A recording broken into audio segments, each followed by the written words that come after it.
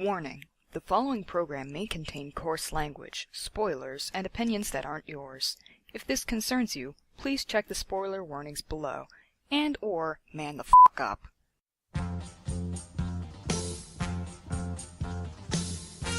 This time on the Happy Hour, Manimal and No1sey team up for the most extreme power hour, in which lots of words are spoken, but nothing much is said. The Manimal, known for his passion so extreme that he can't even review, and No1sey for his mighty text blocks, come together to talk about reviewing. And then they do reviews. Secrets are revealed, souls are bared, and this happens. I'm feeling jiggly already. Stay tuned for another exciting episode of the Manga Raiders Happy Hour.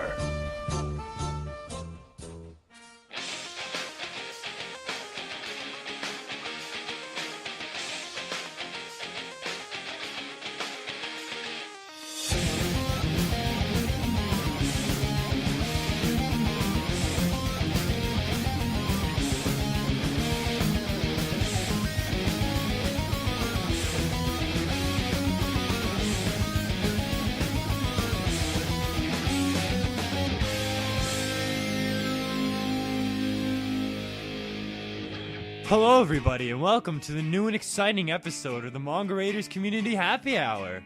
Woo! I'm your host for today's episode of The Manimal, and joining me on this exciting occasion, it's No1sey. Oi! I love the bend You at like the your end. new name? Just, Yeah, I totally hit the wrong chord, as always. I've you know never what? played an intro and done everything correctly.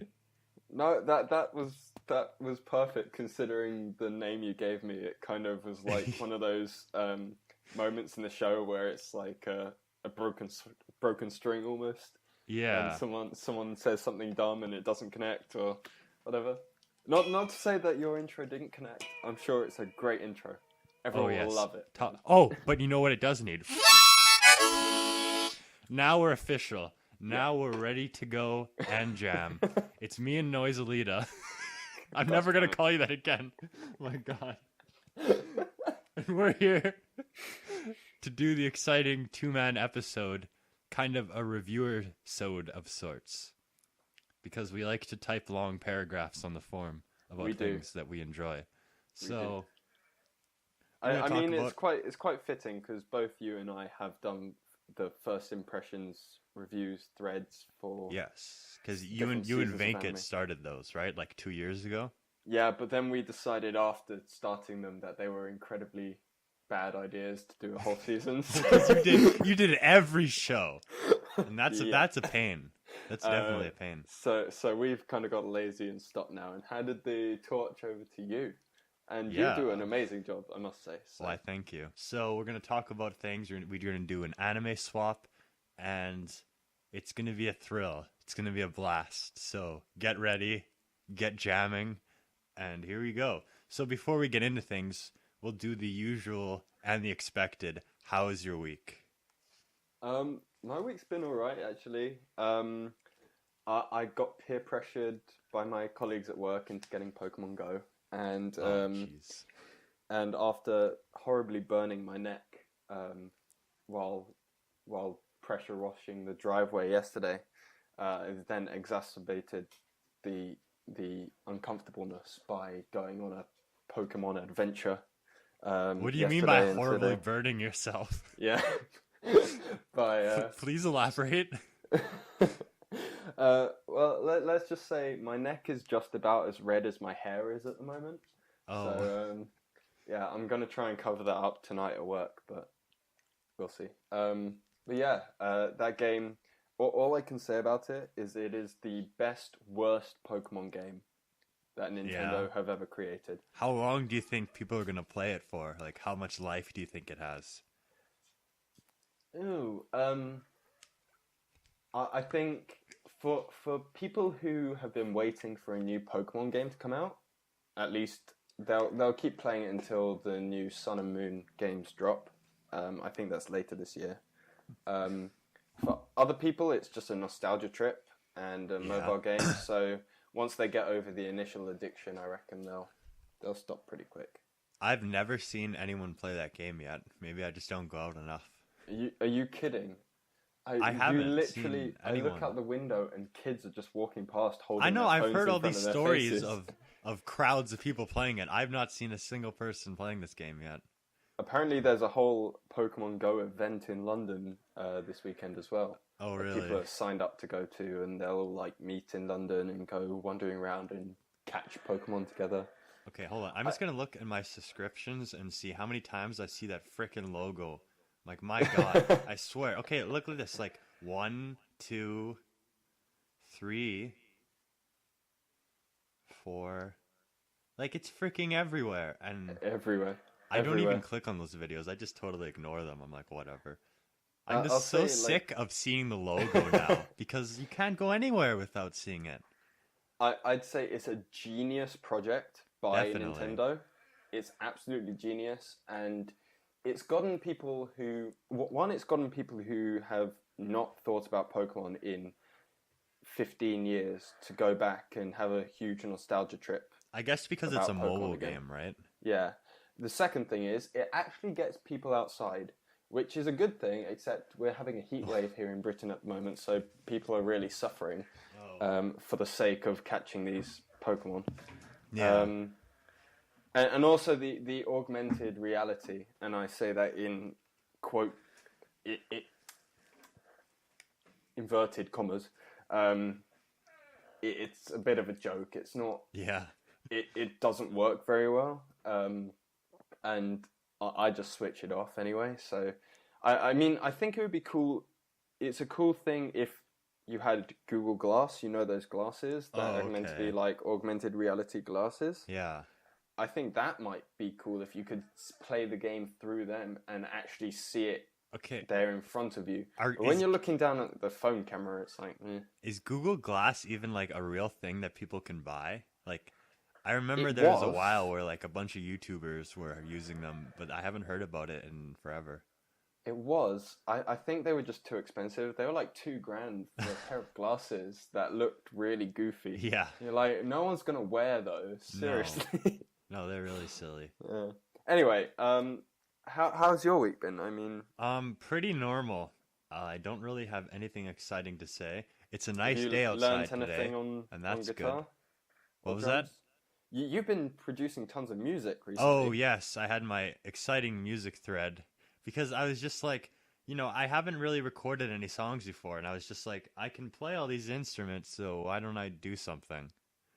So I have a couple songs up that you can find in the music sub form. I'm just trying to have fun with that. I'm not very good at singing, and especially writing, but, you know, it's just I fun. want you to write something and send it to me so that I can jam on the drums to it. I can definitely try to do something. I've bought and received a two-way USB cable so that I can hook my kit up to my laptop and record myself. So I think it would be cool to have like a little MR music project where everyone inputs a piece of music and everyone kind of makes something together. Maybe that can be a future music sode or something. I don't know. No, that'd be cool. But, you know, it's such a...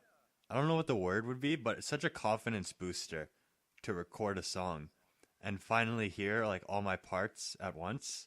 Because when I just like play whatever on my own, it's just like, oh, this sounds like shit. But when it all comes together, it creates something that's like, whoa.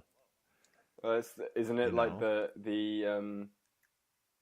sum? What's it? The sum of all the parts. Yeah, the sum of all the parts or... are greater than the individual. I don't know what the expression is now. Don't know what the expression is either. But because I've never really played with people before, so I've never experienced my playing as like a full sound, right? Mm-hmm. But now to hear it together, it's like whoa. Because obviously like guitar class doesn't count because that's just a bunch of people who don't know how to play guitar slamming acoustics.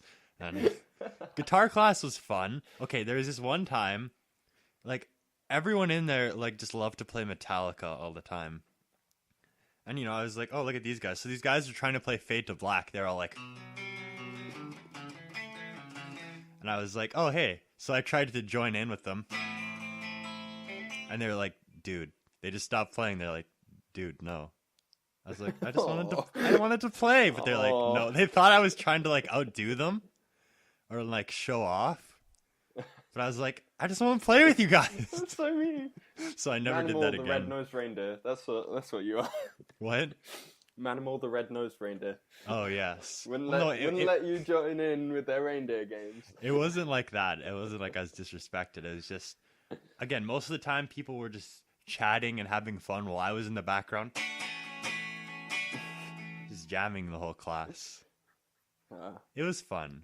It's cool that you actually had dedicated classes. I definitely had no dedicated drum classes ever. Well, wouldn't that be? Oh my god! Can you imagine 30 high school kids, 30 drum sets, one room? It's annoying enough having one. So yeah. Jeez. Yeah. I mean. Oh, I remember actually in guitar class, you're playing this one song, and the teacher's like, "Yeah, we're gonna have a drummer." So I was like, "Can I play on the drums?" As soon as I started playing, everyone was like, "Dude, no, it's too loud." Because I was just freaking slamming away while we were doing some like gospel song. It was fun. Heavy metal gospel. Yeah. I was like, everyone was like, "Dude, that's so loud." No. I mean, it's definitely been cool hearing you just like absolutely rock out and It's fun and send songs that way. I definitely enjoy because I like to share things. Because when I play for nobody, I don't have as much motivation. It's the same with comics too. Because it's like I just like to know that people are going to listen to it regardless of what they think of it. You know. Yeah. It's just the kind of thing like that. To be like, hey, I have songs that are people can listen to. It's a thing. You know? I don't know how to describe it. It's awesome. Weird, but it's fun. Yeah. So that's all I have to say about my week. I went to the superstore this morning. I got an exciting Starbucks Frappuccino. It's not an episode until I mess it up. Okay. The Frappuccino drink. It's the cold liquid version. It comes in like the old-fashioned milk bottle. You're such a metrosexual. No, I get these because they're good, even though they're like freaking $5. No, I agree that sometimes on a hot day, that's all you need is. And yeah, you know what I'm talking about, right? Like the glass bottle ones. Yeah. Yeah, like they're pretty good. And I got the new issue of Mad Magazine, but I'm so sick of seeing Trump on everything. It's like it's another Trump cover, and it's like, come on, you did like 8 of these already. I mean, they've always been a political magazine, like, you know, in like 2006 and stuff, they had George Bush on every cover. And when I was a kid, that was my only source of news was Mad Magazine. So that's how I knew about things like Mission Accomplished or whatever from Mad. So that was my source of political knowledge. At least you're reading political magazines. I mean, well, Mad's at not best, like I read Mad's Kerrang. the whole thing on just like the political aspects and pop culture and everything. It's, you know what Mad Magazine is, right? Yeah, I know Yeah. of it. I've never read one, but I know of it. It's just a big satire on everything. Like they always have like a movie parody in there, and just always political stuff. That, I mean, nowadays I just think it's really boring. Like I don't know. I'm not like. I mean, like you grow out of things. I Yeah. definitely outgrew Kerrang when like I Kerrang. was reading their reviews on their albums, and they're so biased Oh really? towards the band that they think are going to be the next big thing. Oh. So they literally say, this is the music you need to be listening to right now. I Everything hate else stuff is like garbage. that. I hate whenever something's like, you need to listen to this. It's like, also always British bands. And oh really? while it's good to have a bit of kind of like, yeah, Britain's actually producing good music for a change. Sometimes it's like, yeah, but there's the rest of the world as well. Yeah. It's not. Yeah, so you definitely outgrow things, especially with magazines which tend to not adapt very well. No. Or adapt more slowly to changing times than Yeah, rest Mad of Magazine has been media. in kind of like a decline in the last few years. Like, they'll still be. I mean, I've been reading it since Revenge of the Sith, since they had the Revenge of the Sith issue. That was the first one I got. Jeez. That was 2005, and there was like a period where I missed it, but I've gotten every issue since like May 2010, I think. That's dedication. That Well, is. yeah, I mean, I don't even read them all. I just buy them because it's a thing I do, you know? Because it's just a habit.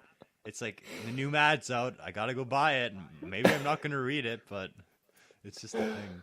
And because, I don't know, it's just like, I used to like Gets you Mad out the Magazine house. a lot, but nowadays it's just kind of, just whatever. Although it's still my ultimate dream to get a letter published, but I've never know what to write. Because they only publish like creative and funny letters in there. I'm sure you could come up with something. I don't know. Like, I've seen a lot of different things. I'm just not sure what I could write. I tried doing. They have a thing where it's like envelope. Like you send, like you color an envelope. I tried to do like a Beavis and Butthead one, but I guess I didn't appreciate that. I don't know, or I didn't see it. oh, But because I got in a recent comic that I got my letter published in that, but that's about it. what comic? I'm not telling you. It's a secret. Oh, damn it! It's top secret. You gotta figure out. You gotta look through every comic. Gotta buy every comic on the planet just to find Manimal's letter. Yeah, I recently wrote into the Han Solo miniseries too, because that's a pretty good miniseries actually. There's 2 issues of it out. And the art's really nice. It's about like Han Solo and like this Red Line style kind of galactic race. That's cool because I really like Red Line. Yeah, So. Red Line's awesome. Yeah. So it's like Red Line with ships instead of like the cars. And it's like a multi-planet race that they're doing. To be honest, I'm surprised that Star Wars haven't done that. So yeah, so now they have, because I think it takes place before Empire. And, you know, Marvel's been doing pretty good with all the miniseries and stuff, but there's a lot of them. You can't keep up with all of them. Because I think, well, the Darth Vader one's ending soon, and there was a C-3PO one that was really good, and a Chewbacca one that was okay. I was kind of disappointed with the Lando one, to be honest. But are these like official? Yeah, by Disney. They're canon now. Whoever owns the rights now. Yeah, like since Marvel got the rights back, like I think a year ago, 2 years ago, everything has been canon that Marvel does now, and everything before isn't, basically. Okay. So they all fill in gaps. There's a Poe one too, which takes place before Force Awakens. That one's kind of neat. I think that's good because I felt like he was very like he's a starfighter, and you're like, okay. Yeah, thanks. like they just tell you he's good, but they don't show you how good he is. Yeah, all we see is him getting shot out the sky. Yeah, we don't get a good showing from him, really. No. But no, that's pretty cool. The Marvel comics are doing really good for Star Wars right now, I think. That's cool. I mean, I think Marvel's a comic studio that you can always have faith in. Yeah. Although they recently had that really controversial thing where where Captain America's actually a triple agent for Hydra or something, which kind of messed with a lot of people. But anyway. Yeah. I mean, generally Marvel you can trust. Yeah, and like them. You compare to DC, and they just did a whole thing called a rebirth where they restarted all the comics again, like every series. See, that's not what you want. You don't want to have to like restart again. You want things to move on. They just did that. Change. They just did the New 52 like 2 or 3 years ago. So this is the second time they've done this recently to restart everything. And like the new layout looks like shit. Their logo is now just in the most boring font DC. It's the most boring minimalist thing. And then I don't know. I haven't liked any of the Rebirth comics yet. I mean, it's kind of nice to be like, now I can start a series that's like new and I don't have to read anything before. But I don't know. You know, that's what I miss from trips to Canada is going down to the comic book store and just sitting there and flicking through comics. You don't have a comic store?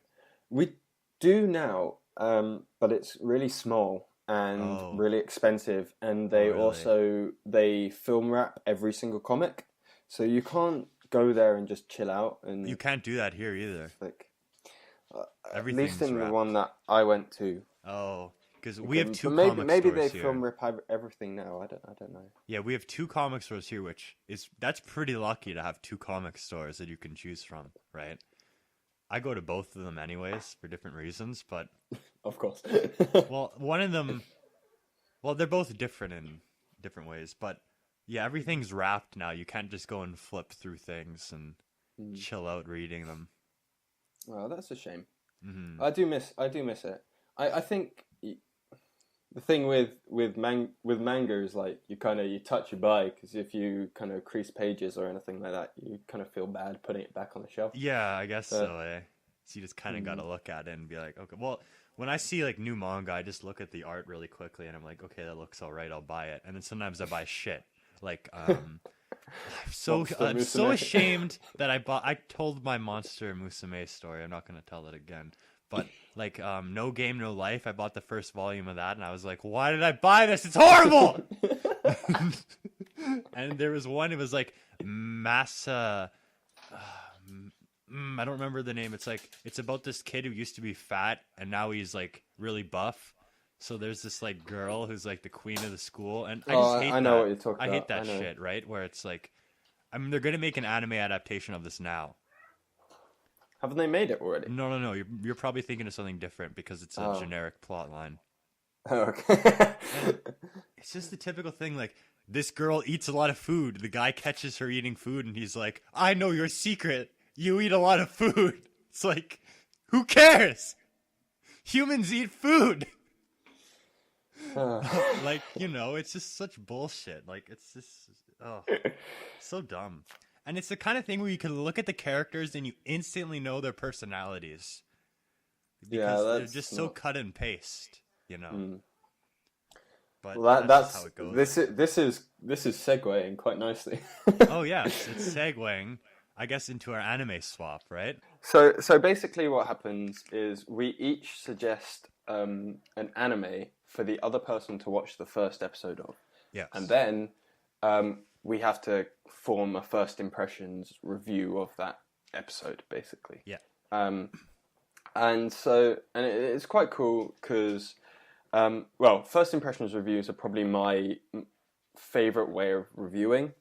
They're fun to do. Because they're fun to do. When you watch a first episode, you think about a lot of things that you won't think about, like, when you do a conclusive review. Definitely. And sometimes you get the wrong vibe from first impressions, too. Yeah, definitely. So many times. Oh, God. But I mean, like, it is a very fun way of doing it. I don't always feel like first impressions reviews are the most helpful. Oh, no, definitely not. From a consumer standpoint. Mm-hmm. But they are fun to do, and they can often, like, point you in the right direction of shows sometimes, and like, allow you to take the first step to watching something that you might actually really enjoy. Yeah. But yeah, so basically, I suggested we gave each other lists to look at because there's no point in suggesting a show that we've seen that the other person's seen already. So I suggested to Manuel that he goes and watches the first episode of Bakano. Now I actually watched this today again. I thought it's been a while, so I might as well go and watch it myself as well. Mm-hmm. And I kind of feel bad for suggesting this one because so the idea about Bakano is that it's a multi-perspective series that's told in a very different way to your usual anime. Yes. But everything kind of comes together at the end of the 13-episode series. Oh, yeah? But I didn't realize just how disparate, is that the word? How kind of jarring and and kind of crazy the first episode is for this show. A lot goes on, a lot of different things go on. You flip from scene to scene a lot. But basically the general gist is it surrounds the events of this specific date of an event. And it's the story of several different groups of people in a mafia kind of gang style story.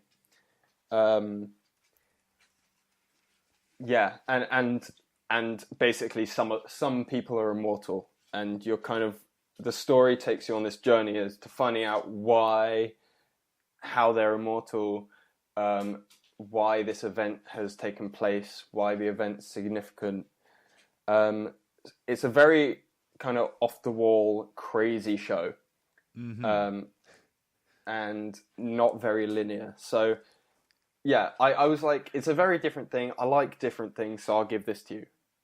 Kind of forgot that it's a very odd show to watch without watching the whole thing. So let's see what you thought of the first episode. So this is one of the shows that I've always known about, but never had any interest in watching. So I was like, let's see. And so there's like this guy and a kid, and there's like this other guy, and there's a guy who got his fingers cut off, and there's a guy who got his head blown off, and there's like a drive-by shooting, and there's like immortal people or something. And I have no idea what happened in this episode. There's a lot of people and a lot of different things. It's kind of a lot happens and nothing happens all at the same time. Yeah, like I guess because like the kid and the old person, I guess like they're kind of deciding. It's weird because they like decide like this guy's the main character. It's like what? Why are they what? What are they deciding? I think they're journalists. Oh, I think. Okay.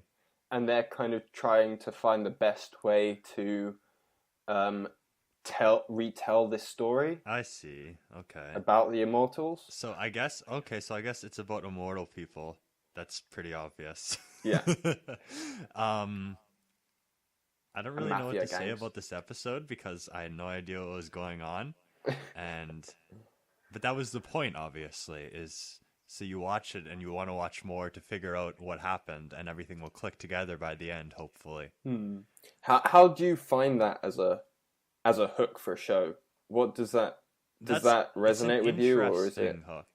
I think that's kind of what this season. That's what Rewrite did with its first episode. It was a double episode, and it threw a bunch of shit at you. That's like, what? Why is there an octopus creature in Chibis? I thought this was a high school anime. But it's different than that because this is clearly like, again, multi-perspective story with a bunch of different characters. I don't even know what to compare this to that I've seen before. But for me, it's a bit like Durarara, maybe. See, I don't know. I haven't. Have you not seen that either? But it's like, I mean, yeah, it's an interesting, but also at the same time you watch it and you're like, oh, okay, cool, I guess. That was weird. But I mean, that's cool to have different types of storytelling or whatever you want, whatever you'd say, right? But I don't really know what to say about this episode. It was just weird, and I was like, oh, all right. Does it make you want to go and watch more of it? Well, I'm not really desiring this kind of show right now. Like, I'm not in the mood for it. You know what I mean? Because you gotta watch something when you're feeling it. That's how, like, definitely. When I tried to watch Cowboy Bebop, I was like, I'm not feeling this, so I haven't gone back to it in 2 years. Because I don't know. I guess this isn't the kind of show that I want to watch right now. So when I got done this episode, I was like, yeah, I don't know. It was good, but I don't really want to watch this right now. That kind of thing, right? Because it's not what I'm looking for right now, I'd say. And you definitely, it affects the way that you perceive a show if you're in the mood for it, or if you're just like, you know. I think I'd agree with that. Because I definitely agree with that. You can't watch something that you're not in the mood for. Otherwise, it's just going to be like, I don't really like this. Like, it won't click with you on a greater level. I kind of feel, for me at least, that doesn't really happen with anime for me. No. Although, I'll kind of be like, I'm not in the mood to watch anime at the moment. or I'm definitely in the mood to watch anime. Yeah. But with TV shows and stuff on like Amazon Prime or Netflix, I'm definitely like, I'm just not feeling this show right now. It seems to me, judging by your list, you watch the same kind of shows, or at least maybe not the same kind of shows, but like it seems like you watch a lot of like plot stuff, and yeah, there's focused. one slice of life on your list, I think. Barakamon. That was it.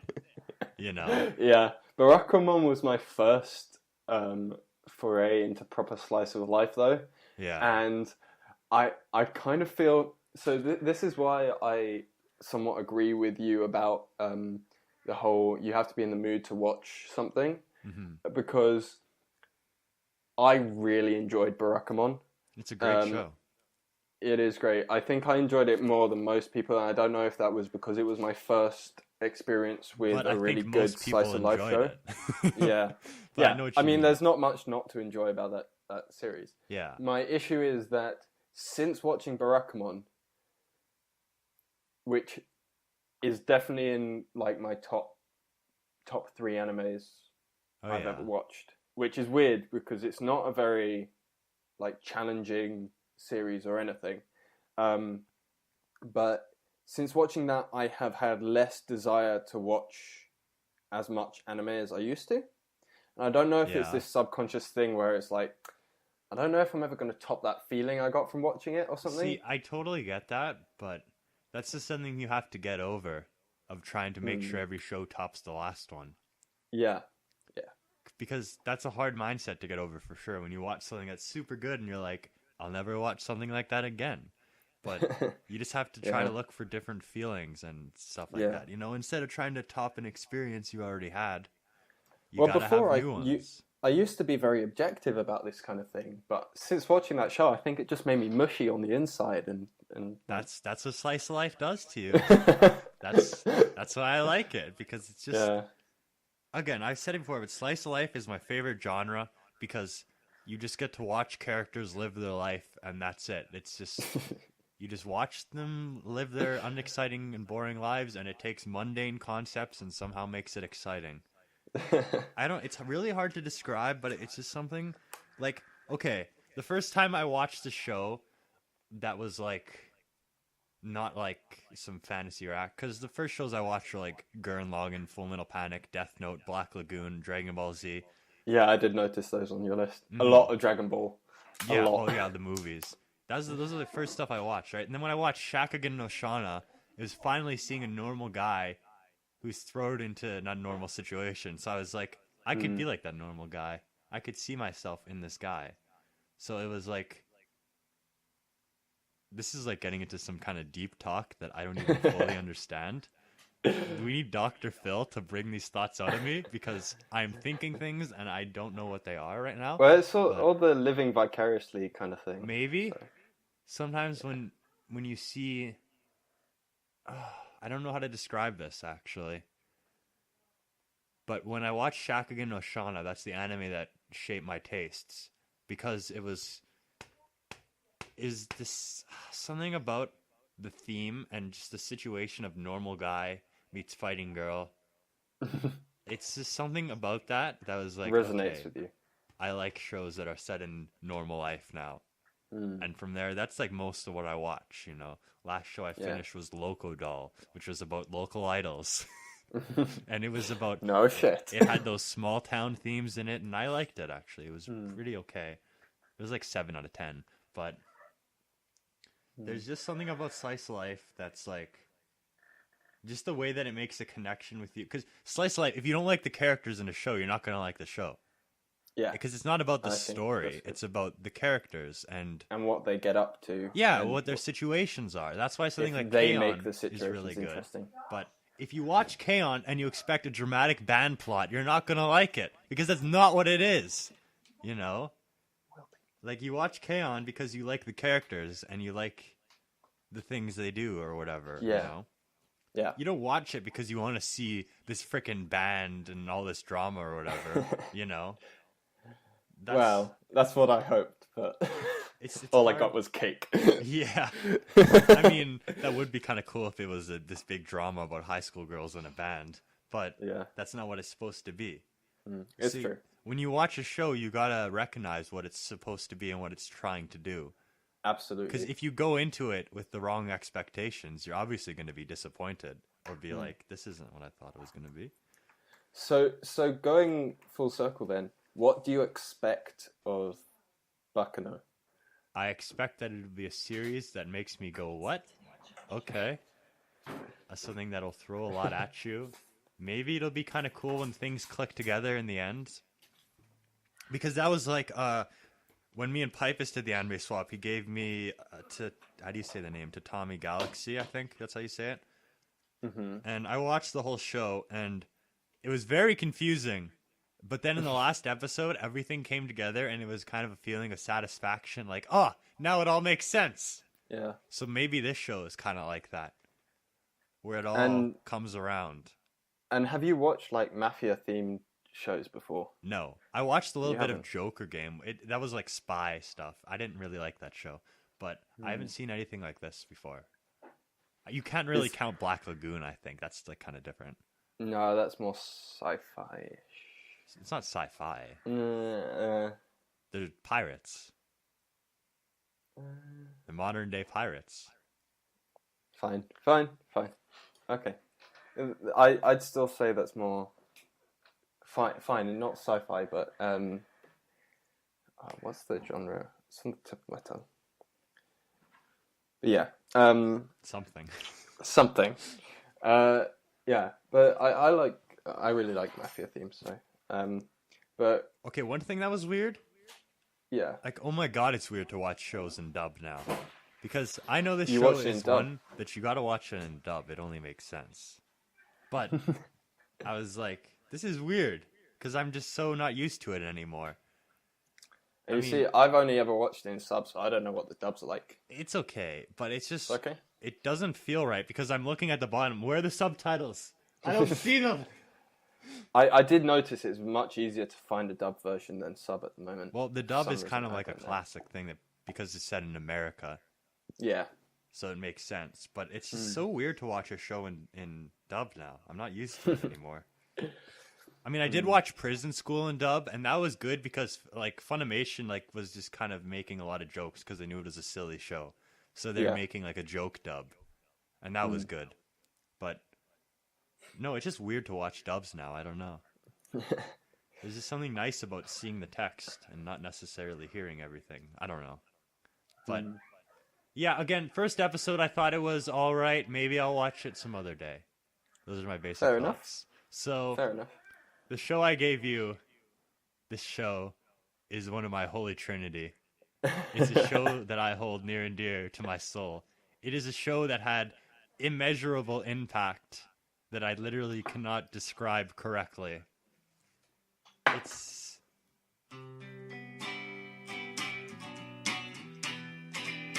I cannot describe the show correctly. I don't think the first episode gives you the right impression, but it's White Album 2. If I had a pound for every time I heard you play that riff, White Album? Yeah, I'd be about £10 richer by now. But anyway. So again, I've said a million things. If you've ever listened to an episode of the show, you've heard me mention White Album 2 before. If you've ever seen any posts on the anime section, you've seen me mention this show in every thread ever. It is... I cannot describe. I just cannot do it. Just how about you just tell us what you've seen? Okay. So, when you start watching the show, you're introduced to the episode with the guitar solo, and you're like, ooh. And then... Oh, frick, I don't remember to play it. Something like that. But then the guitarist fist bumps the bassist, and you're like, immersion broken. No one's ever that nice to the bassist. You know? Yeah. But she's the bassist, keyboardist, and saxophonist. That might explain something that was niggling in my head. Well, because you don't meet her in the first episode, that's why. Mm-hmm. Well, you do see her, I think. Just in that one scene. Mm-hmm. But isn't she like face down in her desk? Oh yeah. Mm-hmm. Anyway, so okay, I'm gonna preface this by saying I don't know if the first episode does the whole series justice or not. It doesn't. But it definitely didn't have the same impact on me that I think it had on you. That's because and I don't know if that's it didn't based get on that personal impact until episode preference. 7. Okay. So I didn't know if this was just personal preference on the shows that, on the series that I tend to gravitate towards to, or because it just doesn't, it takes some time to ramp up. Yeah. Either which I think is fine. It's okay not to like things, and it's okay for shows to have a bit of a slow start. I didn't think you were going to like it. I just threw it down anyways. Oh, that's cool. So what I got from this episode is that White Album 2 is basically about a university prep school leading up to a yearly festival that it throws. Yes. While following the lives of a few kids in their final year, in particular Kitahara, who is part of, or like the last surviving member of his music club. Yeah. Which has slowly fell apart over the 3 years he's been there. And he also used to be in the festival committee, but now he's not in it, but he kind of is, because the festival committee is useless without him. And so he basically talks a lot about this band falling apart and stuff. He has some monologues. And then while helping out the committee, basically this girl, Jiso? Setsuna. That's her first Setsuna. name. Basically, she's won the Miss Prep School contest twice in a row, but doesn't want to compete a third time. So she doesn't want to compete for a third year in a row, and for some reason this throws a huge wrench in the committee's plans, but I really can't work out why. That's all silliness, the stuff in the first episode. It's all silliness. So first episode plot wise, it doesn't make a whole lot of sense, because surely, like, if the person that has won twice in a row doesn't want to compete anymore, that opens up the floor to other people to compete and win a more exciting festival. All that stuff just has nothing to do with anything later. Yeah, it doesn't have any kind of... The only thing it has any bearing on is a little bit of character development for Setsuna. It's just the introduction, basically. Yeah, it introduces her to the audience and allows her to have a little bit of character development, going from this kind of person who's insecure in herself to someone who has a bit more confidence. But so basically, after a few encounters with this girl, Kitahara sits down for some practice on the guitar, playing off the sounds produced by a mystery pianist next door. Yeah. Who I now believe is that bassist girl. Well, who else? Let's be real. Yeah. And finally discovers at the end of the episode that Setsuna can actually sing. Bam! They lock eyes on the roof, fall in love, and yada yada yada. And I guess my guess is that from like what you see at the beginning, he cobbles together this band, or like reinvigorates the music club to basically have their slot in the festival. It turns out to be a bit of a success, but along the way, just for good measure, there's a love triangle. Yeah, and that's where shit gets real. Yeah. So all in all, from what you get from this first episode, it doesn't appear to be the most original plot or story ever told. But what I will say about it is that it follows my ethos of, if you can't do something original, then make sure you do it really well. And this is the feeling I got from the show. And it was really obvious that a lot of thought had been put into crafting this ordinary world and life and characters that this ordinary plot happens in, to make it feel a bit more special. The strength is really in like the character interactions. The dialogue seems to be well written for the most part and comes across as quite natural and believable. Uses intonation like you talk to everyone a lot. Stuff like that to really good effect. There are moments such as when they're sitting in the committee meeting and Kitara's contemporary is saying stuff that can be construed as a little bit insensitive, while Setsuna's there kind of having a bit of a crisis. So Kitara is like punching this guy in the arm as he talks, and it kind of animates the dialogue and portrays unspoken feelings, which is a really good detail to have to improve the feel of a show. I think for me it improves the quality dramatically. Those little things, it's all the little details, and even the monologues came across as quite sincere and personal, despite being quite expositional, which just helped like me to listen to them without switching off and being like, whatever, I don't care. It's like it makes you care about what they're saying. And therefore they can drop in that exposition while someone's actually listening.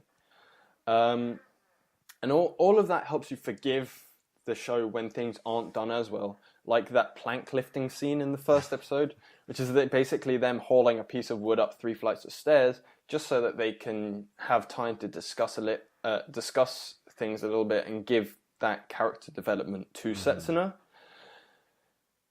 And it's a bit of a waste of time scene, but you kind of can forgive it almost, just because everything else around it is done so well. And even then, again, there are little like details in that scene which is like, it's like, ooh, she has to drop the plank.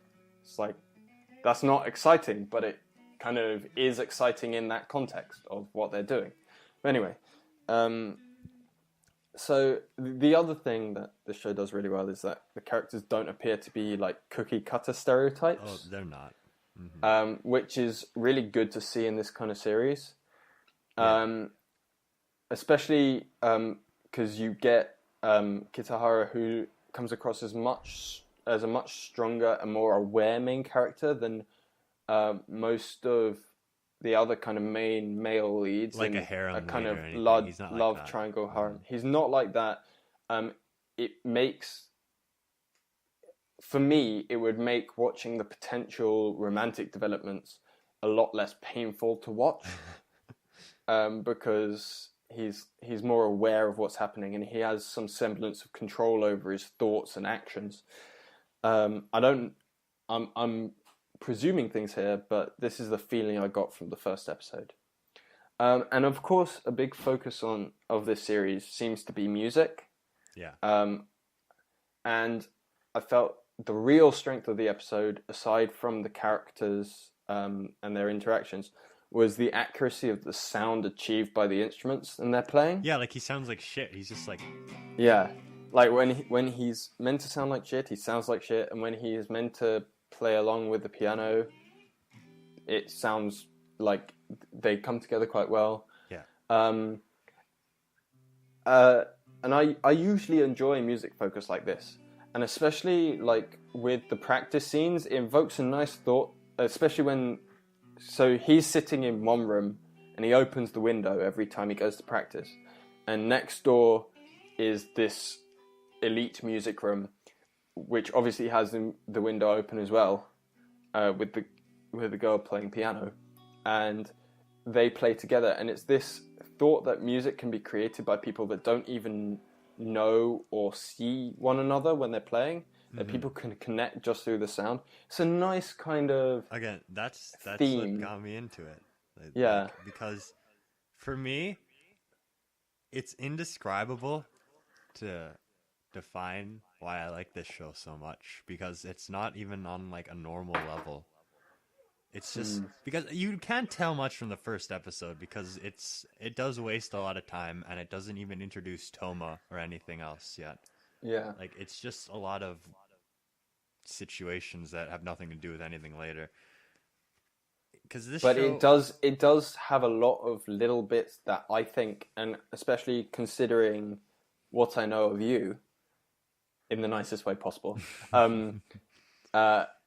Like, there's a lot there that would resonate with you as a watcher. Oh my god, yeah. So it's the freaking guys playing guitar and and then there's a girl next door who's playing piano, and to his guitar playing. So that's kind of this idea that someone's listening to what you're playing and coming in and harmonizing and playing with you, and then you get this connection with someone you meet who's also interested in music. And it's like, I completely understand why this show would mean a lot to you or would hit home with you.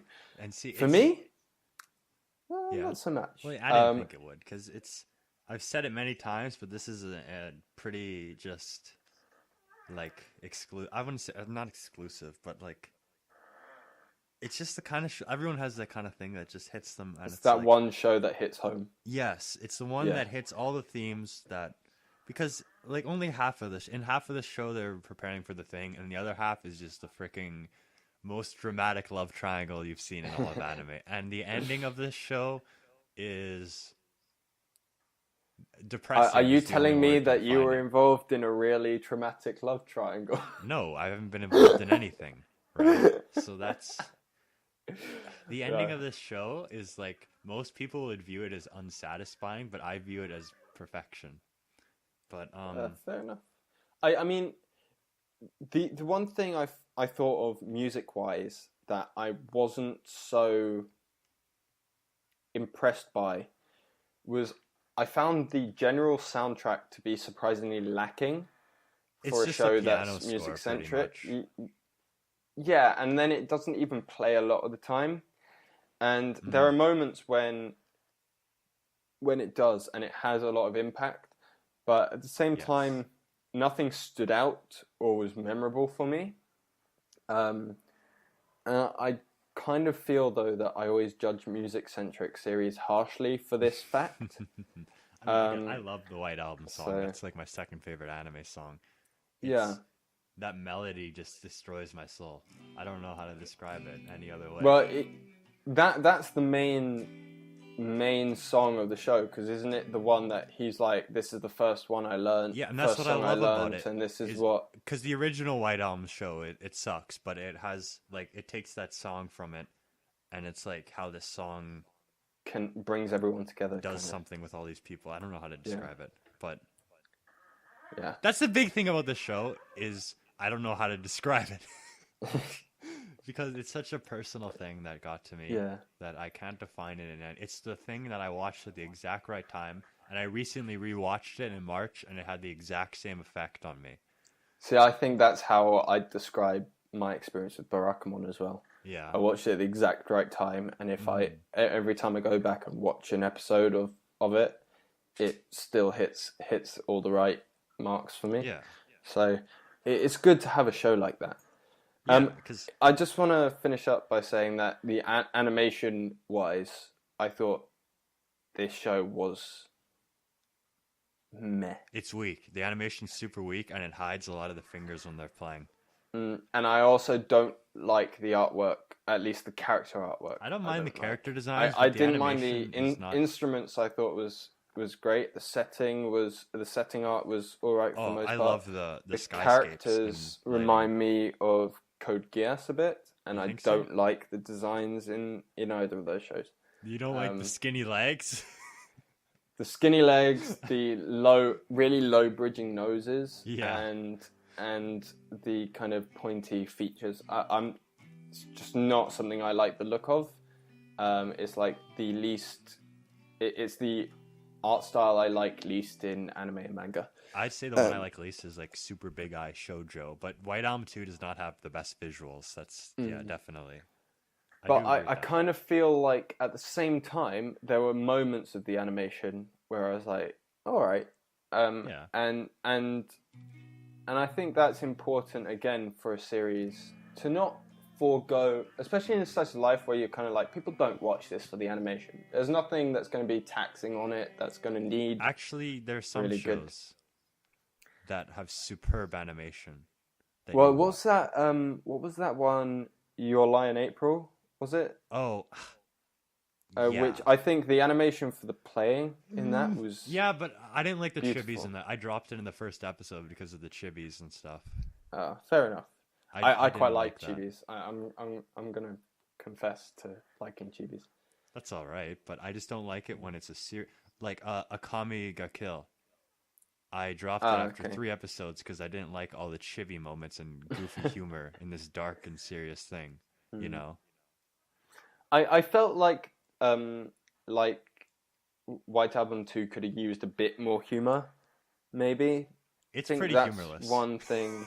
One thing I'd say is like if I was to watch a slice of life show, for me it has to have humor in it. That's because why that's I like the kind it, of person though, I am. because everything I watch is humor, but White Album 2 is like pretty humorless, and there's no over the top. It could be live action, basically. Yeah, it could There's be nothing a soap about or it something. that needed to be an anime, basically. And I like that because I like things that are very grounded and well, maybe not realistic, but just I don't know. Whatever. Yeah, I think we've Bikini said Warriors enough. is completely 100% accurate. I think we said enough human about the anatomy. show, but yeah, I love it. That's all I can say.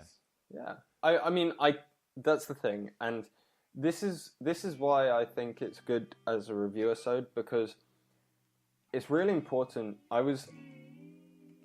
When I was writing this kind of first impressions review, I was like, this show isn't for me. I know it's not for me. Yeah.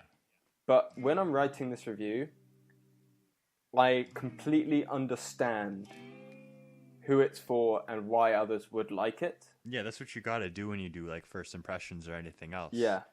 Mm-hmm. And I think that's more important in first impressions, because you're kind of saying, this is the feeling I get from the show. And for anyone who would be interested in this kind of thing, this is why you would like it. It's not why I didn't like it, although that's always fun to write about. Oh, definitely. It's my god! like, if I posted my Monster Musume review from last year for the first episode, I was like, I can't post it, and so I didn't. There are some shows where I have no regrets, just going full no remorse mode and tearing it to pieces. But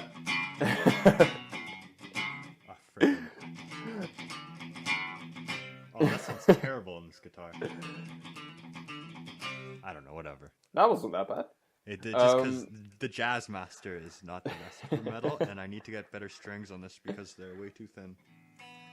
I'm sure you could play some brilliant Mastodon on that Jazz Master. But anyway, play Mastodon. I got 2 of their CDs at the pawn shop recently, but I haven't listened to them yet. Which ones? Leviathan?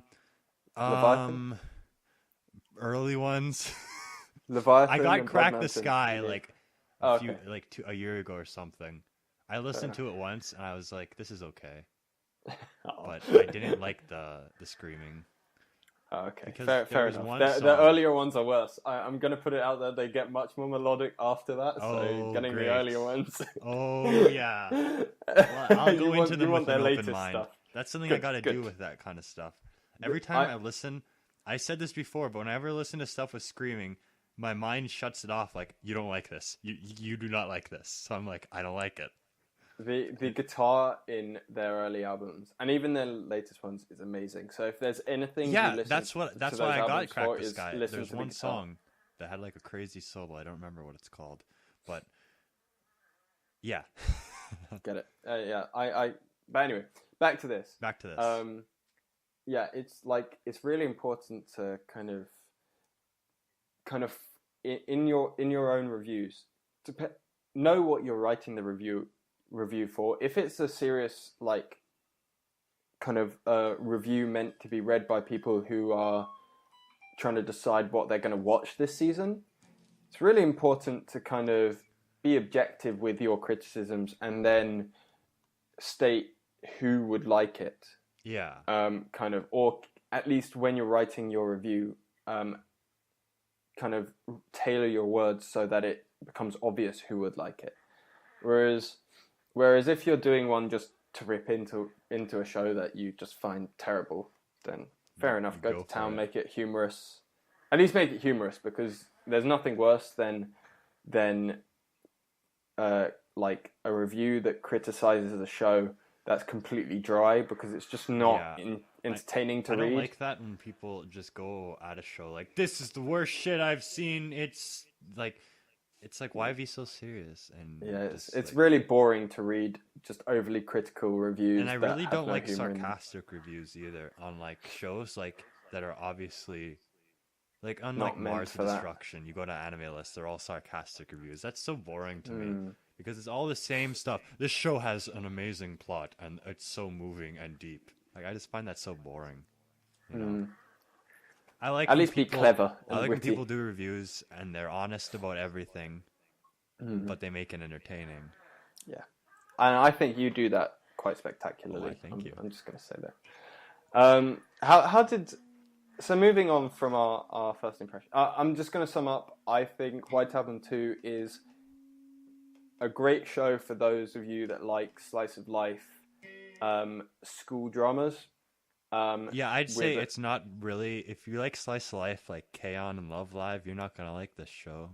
If you don't, it's not as whimsical. If you don't like things that are dramatic and will destroy your heart, you will Yeah, not like that's show. why I say it's not a melodramatic show. It's very down to earth. Well, I very mean, it grounded. kind of is later, but I found that maybe I it gets actually into like it. melodrama. I don't know why, but I do. It's entertaining. I will give you that. But Yeah. I think it's a decent show. It's not what I want to watch, but I can totally understand people who would. And I think if you are interested in watching a kind of the development of a more serious love triangle, then And this does will it ever get probably serious? be one for you. So, moving on now, continuing on the theme of the reviews, you just finished up your summer season reviews. Yeah, I did 12 reviews this season. Why do you stop at 12 when there were like 31 shows in the season? Just out of the curiosity. whole goal with my first impressions thread is to just talk about the stuff that I want to watch and talk about it through the whole season. I'm not interested in just watching any random show because I don't want to watch something just to be like, I gotta review this, because then I won't really enjoy it as much, and I'll just be It's like, a lot of work. I do yeah. tell you. So I just wanted to talk about things that I liked or wanted to watch, so that's what I did. And that's the whole point of my first impressions thread, is to have a whole seasonal discussion rather than here's every show. And then by the end it's like, this show is okay, I guess. I'm not really interested though. So what do you judge shows by? Because for me, it's always been like, I kind of think about things quite objectively. I try to make it entertaining. Yeah. But then I always kind of judge it based on what I got out of the show, Right. and then what I feel, who I feel the show is for, and whether or not they'll like it. Yeah. Is that similar to you, or do you go for a different kind of approach? I don't really like objectivity, and I don't like to look at things that way. I like to look at things like, again, there are two things I judge shows on, and that's how much I enjoy it and how much impact it has. And of course, you can't measure impact until later, when you see what's memorable or what you just forget about totally. But it's just, I just judge things by the gut feeling that I get from it. Like, I just get that feeling when something's good, where I'm like, I love this. This is amazing. Whereas some things are like, yeah, this is good, I guess, but I'm not like, I don't feel it in my soul. You know what I mean? Do you notice like little details in the story or something, or like a theme? Are you able to pick out themes, or is that something that you don't really look for? I try to tell what the theme and overall tone of a show is, and try to see what it's trying to do, basically, and how well it does it. Fair enough. So that's good. Like, let's see, like some examples of shows I did this season. Perfect example, Maso Gakuen HXH, however you pronounce it. Yeah. This is a show. Masuo Gakuen HXH. It's classless garbage, but it does it okay. And you just gotta look at who's gonna enjoy this and why, and You gotta judge the show for what it does. You don't watch this because it has a great plot or characters. You watch it because you want to see the boobs. I'm pretty sure that girl has 2 massive great plot points right on her. Yes. Right there. Yeah. And you know what? It does that okay. Except the last 2 episodes were pretty boring. Super boring. But I liked the first episode because it did what it was supposed to do. Let me see what my thing was. Oh yeah, when I order a pizza, I want a pizza. I'm not ordering pizza because it's like frickin' snails or rich people food. I'm ordering a pizza because I want a big greasy mess. Yeah. So when I watch an ecchi show, I'm watching it because I want to watch ecchi, not frickin' Galactic Heroes or whatever else, you know? Yeah. So if it delivers what I want out of it, then mission accomplished. It's perfect. But do you ever have those moments where you're kind of like, this show is a galactic hero show, but they put ecchi in it to attract an ecchi audience, and that detracts from the show. Do you ever feel that? Have you had moments where you felt like that? Or I can't think of any examples because there are shows that use ecchi perfectly, like Shimonetta and Kill la Kill, because it's so integrated into the plot that it just works. Like Shimonetta, because it's a commentary about censorship and repression and all that stuff. Yeah, Its I ecchi was themes interested in work watching perfectly, especially for the character of Anna, who goes from this girl who knows nothing about lewd things, and then she's this crazy monster who's just trying to frickin' rape Okama or whatever his name was at every turn, you know. And that's why it did that perfectly, I thought, because it was really silly and goofy, but the ecchi was so perfect in that show, and it was integrated well. Same with Kill la Kill, because the whole story is about being comfortable in your own skin or whatever else. So that's why they got the crazy outfits and all that silliness. Mm-hmm. But I'm trying to think. I can't really think of a show that had like an amazing plot, but that was a detracting factor. Because or like it wasn't an amazing plot because of ecchi. Date Alive. That's what would have been a good show if it wasn't a harem, I think, because the first episodes are good. It had that boy meets fighting girl dynamic, but the whole show is about how he has to kiss these girls to like, I don't remember why he has to do this, but he has to do it. And if it was focused on one relationship, it would be an alright show, because that's way more interesting than the guy balances all these girls and typical antics ensue. Yeah. Like one season that surprised me last season. One show that surprised me last season was NO1SY. I think that's how you pronounce it, because it looked like a harem because it was a show where the guy he plays games with all the girls. But it's about one romantic path. Him and the black-haired girl. It's not about like all that typical harem nonsense. So that's what made it an alright show. But okay. Back to your point though, I can't think of anything. I'm sure you can though. Fair enough. There have been tons of things, but again, it is really important to know, like, to be able to distinguish when it's trying to achieve that and when it's just putting it in. Just putting it in so you're interested. Yeah. Oh, Phantom World from the winter season. There were so many scenes. Okay, in episode 2, there was a scene where like the girls were like stretching and it was focused on their legs while the character was giving like exposition, because it's like, you don't care about this. Look at their legs. And I was like, oh yeah, you're right. I don't care about this. Like, it was so blatant, you know. Yeah. But that show didn't have an interesting plot to begin with. Well, I think that's a lot of the time. A lot of the time it's just not an interesting plot and they put ecchi in it. Or they put something in it that kind of makes it feel like they might have had an interesting plot, but they've just decided not to go that way and put ecchi in it or something else in it to kind of substitute for that fact. Mm-hmm. And that kind of disappoints me sometimes. And that's when I'll write more scathing reviews. But yeah. I mean, it's good to be able to distinguish. And it's really interesting, like, I enjoy reading your reviews, and I think I'm trying to make my reviews a bit closer to yours now, because I do like the whole enjoyment and impact kind of way of judging shows, a bit more than objective things. I think I'd still put in objective. Looks at it objectively because it's kind of like some things are important to me, like if a plot moves properly, or if it's not like if I the don't characters value that are either, good. but Yeah. it's just I'm not saying you don't, but it's just how it all comes together, because a show could be good, but if it's not interesting or it doesn't do anything for me, then I'm not gonna like it very much, you know. Greater than the sum of its parts. That's the saying. Hey, it all There you comes go. back. Look at that. Oh. There you go. Awesome. And that's a point I think we can both agree on. So. Yes. Awesome. So I don't know. You got any? What was that? Any final words? Any final words before we wrap things up? Well, I don't know. I think we said a bit. We talked about some things. But yeah, I think that does it for this episode.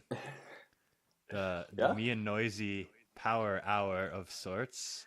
I like that name. Can we call this episode the Power Hour? The Power Hour. The Power Shower. Whatever you want to call it. I do hope... Speaking of power shower, I need to power shower before going to work. Yes, that's pretty exciting. So tune in next time for another exciting, thrilling, and overall exhilarating episode of the Happy Hour. Bye.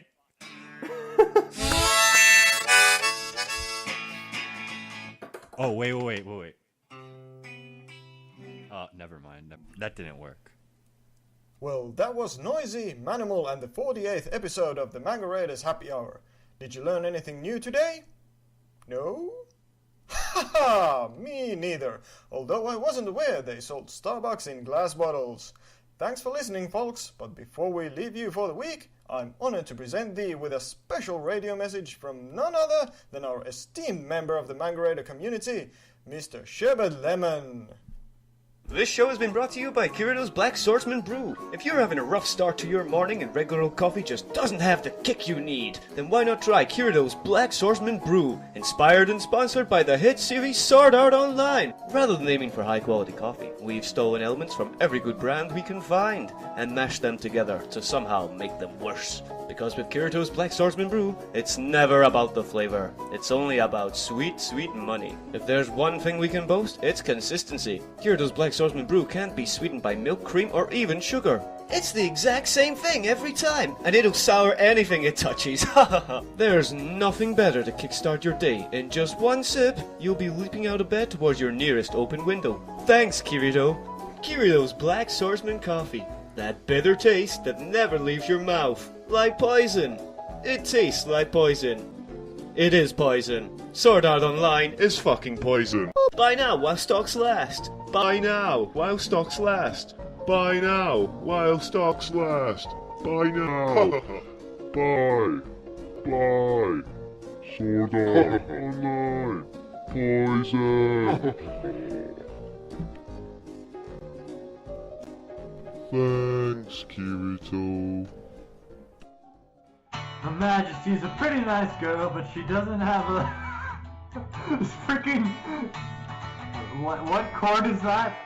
Oh, that's easy. I want to tell her that I love her a lot, but I gotta get a butt full of wine. Her Majesty's a pretty nice girl. Someday I wanna make her mine. Someday I wanna make.